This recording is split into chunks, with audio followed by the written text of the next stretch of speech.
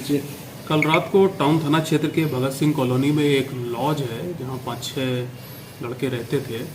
वहां एक चाकूबाजी की घटना हो गई थी जिसमें एक लड़के का दूसरे लड़कों से विवाद हो गया था और चाकू मारने के बाद 3 लड़के उसमें घायल हो गए थे, जिसमें से 2 को ज़्यादा चोट था तो उनको सदर अस्पताल ले जाया गया, जहां से उनको डीएमसीएच रेफ़र किया गया, लेकिन इलाज के दौरान दोनों की मृत्यु हो गई है।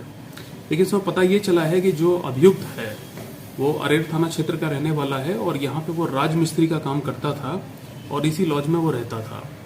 और जो दोनों मृतक हैं वो भी इसी लॉज के बगल में जो मोहल्ला है उसी में रहते थे और वो दोनों लेबर का काम करते थे यहाँ पे। ये सब एक दूसरे को आपस में जानते थे। शाम को ये लोग साथ बैठ के इन्होंने नशा किया है और उसके बाद इनकी किसी बात पे लेके विवाद हुआ है, संभवतः पैसों के लेन देन को लेके कोई विवाद हुआ है। उसके बाद गाली गलौज हुई है और उसके बाद ये जो अभियुक्त है इसने चाकू से इन दोनों पे हमला कर दिया और जिस कारण से ये घटना हुई है।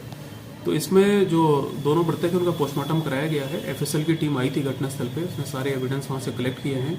जो अभियुक्त है फिलहाल वो फरार है। उसके घर पे रात में रेड की गई थी। उसके भाई को, पिता को पुलिस ने डिटेन किया है पूछताछ करने के लिए और इसमें अभियुक्त की शीघ्र गिरफ्तारी के लिए एसडीपीओ सदर के नेतृत्व में एक विशेष टीम का गठन किया गया है। मैंने आदेश दिया है कि जल्द से जल्द इसको गिरफ्तार करें और एफएसएल की टीम ने जो एविडेंस कलेक्ट किए उसके आधार पर इस पर हम लोग जल्द से जल्द स्पीडी ट्रायल चला के इसको फांसी की सजा दिलवाएंगे। अभी तक किसी